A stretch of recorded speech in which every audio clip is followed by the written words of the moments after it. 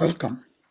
In this session, we will look at some couple of examples of finding critical values.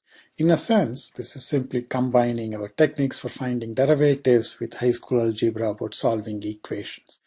But there are certain tricks of the trade about how we write down and simplify the derivative that will make our job easier. I will illustrate a couple of these as we do these examples in this and the next session. The simplest case is that of a polynomial. So let's start with a polynomial. We'll find the critical values of x cubed minus 3x squared minus 9x plus 11. We start by finding its derivative. It's a straightforward differentiation. The derivative is 3x squared minus 6x minus 9.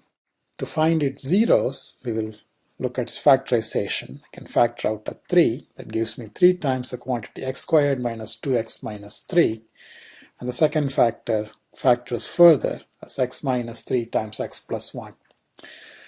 F is a polynomial, so it's always differentiable. We cannot have any number where f is not differentiable. F prime is 0 at 3 and negative 1, so those are the critical values.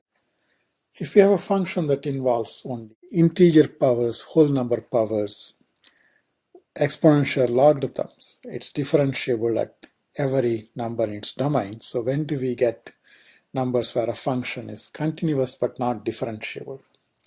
For elementary functions, functions defined by a single expression, it typically happens when you have a fractional exponent. So we will look at an example of that type. Again, to keep the algebra simple, we will take a simple function, x power 4 thirds minus 8x power 1 third. Let's first find the derivative and simplify it. Finding the derivative is just a matter of applying the power rule. F prime of x is 4 thirds x to the 1 third minus 8 thirds x to the negative 2 thirds.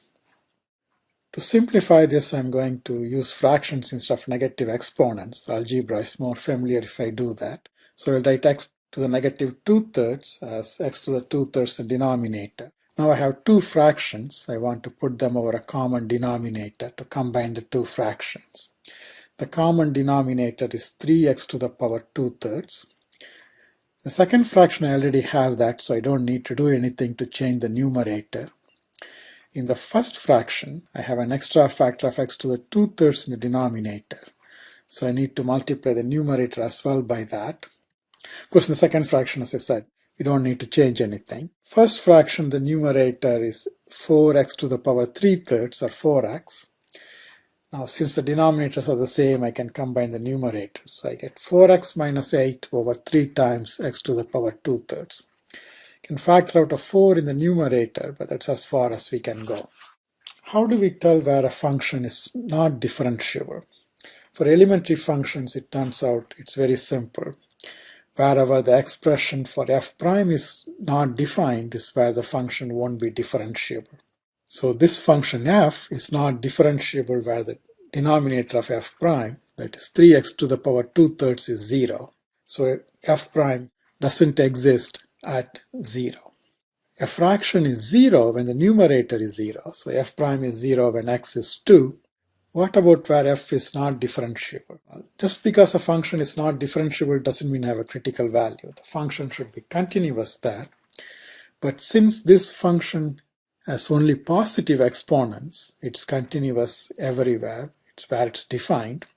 And since I have only cube roots, it's always defined, which means it's continuous at 0. But as we just saw, it's not differentiable at 0. So we get 0 also as a critical value.